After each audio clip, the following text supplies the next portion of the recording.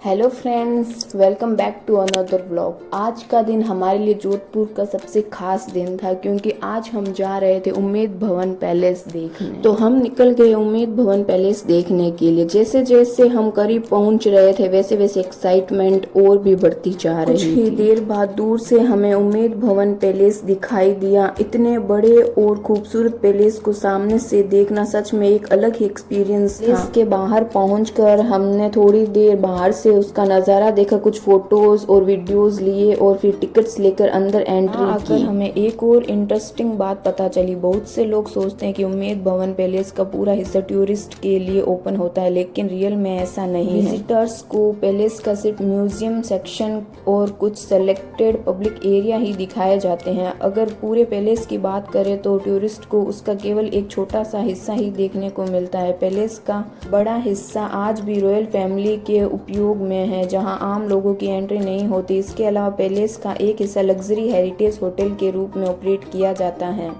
जहां सिर्फ hotel guest को ही एक्सेस मिलता है। म्यूजियम के अंदर सबसे पहले हमने उम्मीद भवन पैलेस का एक मिनिएचर मॉडल देखा। यह मॉडल पैलेस की बिल्कुल सेम टू सेम कॉपी की तरह बनाया गया था। उसे देखकर समझ आया कि असल में यह पैलेस कितना विशाल है। इसके बाद हमने म्यूजियम का बाकी हिस्सा एक्सप्लोर किया। वहाँ कहीं रेयर वॉचेस, विंटेज क्लॉक, पुराने समय की वस्तुएं, रॉयल फोटोग्राफ्स और हिस्टोरिकल कलेक्शन रखी हुई थी। हमने म्यूजियम के हर हिस्से को ध्यान से देखा और अलग अलग लोकेशंस पर ढेर सारी फोटोज और वीडियोस भी शूट की। पैलेस के अंदर और बाहर दोनों जगह इतने अच्छे स्पॉट्स है कि उम्मीद भवन पैलेस सिर्फ अपनी खूबसूरती के लिए ही नहीं बल्कि बॉलीवुड और इंटरनेशनल लेवल पर भी काफ़ी फेमस है। यहाँ कई फिल्मों की शूटिंग्स हो चुकी है। इसकी रॉयल लुक्स, ग्रैंड इंटीरियर्स और शानदार आर्किटेक्चर इसे फिल्म मेकर के लिए एक परफेक्ट शूटिंग लोकेशन बनाते हैं।